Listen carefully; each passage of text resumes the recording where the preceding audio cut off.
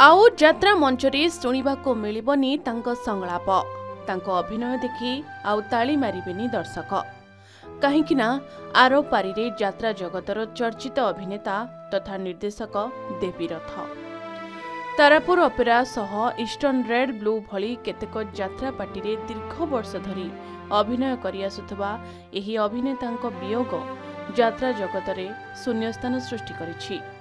71 वर्ष बयसरे तांकर परलोक होइछि।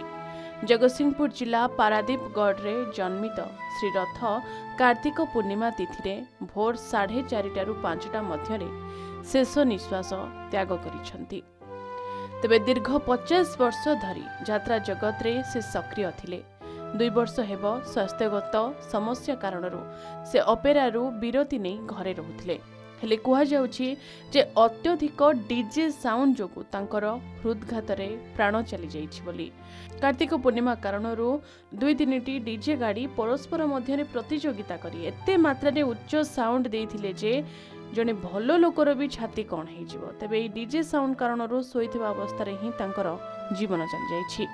घर लोक देखिबा पूर्वरु ही से आरपारी को चली जाइथिले। तथापि तांको तुरंत परिवार लोके डाक्तरखाना नै जाइथिले। हेले सेठारे डाक्तर तांको मृत घोषणा करदेले।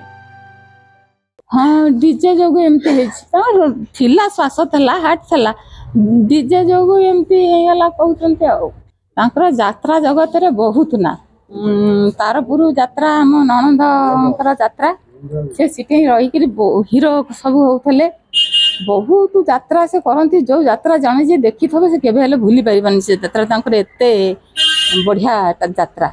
यहीना गाँव रे बहुत लोक आसीथिले समते बहुत केळे बड़ कलाकार केमितिया व्यवहार तांकर केते बढ़िया लोक थिले तांको पई समस्त व्यस्त होउछंदी गाम पूरा गाँटा सारा लोक भी सब आसीथिले एवं एडे बड़ साउंड वाला आसीचंदी म्यूजिक पार्टी से एते यही छकरे सब एमती बजेले जे तापर आमे भी घरे छोइतलु आम छाती थरथर हला से पीरियड भितर से चल जाइछि ताकू केवल ये बाजा जो बाजला से साउंड रे ता heart fail करिगला।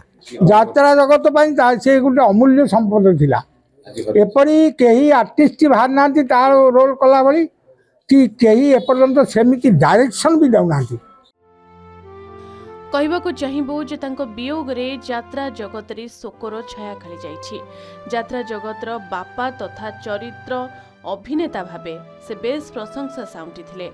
Hero aunty hero सबु प्रकार चरित्र रे अभिनय करिसंती। से 50 वर्षरु अधिक समय धरी ओडिया यात्रा जगत रे राज करी अभिनेता भाबरे निखुण अभिनयर छाप छाड़ी जाइछंती। अनेक अपेरा पार्टी रे काम करिसंती। से तांकर अभिनय रे दर्शक कांदिछंती हसिछंती भाव विहल होइछंती प्रेम रे पडिछंती आ भिजिछंती एवं मजिछंती। तेबे आज तांको वियोग रे यात्रा जगत एभली जने महान कलाकार को हराइबा निहाती भाबे अपूरणीय क्षति विराट शून्यस्थान सृष्टि होइछि। पारादीपरु हरिश्चंद्र लेंकांको रिपोर्ट के न्यूज ओडिशा।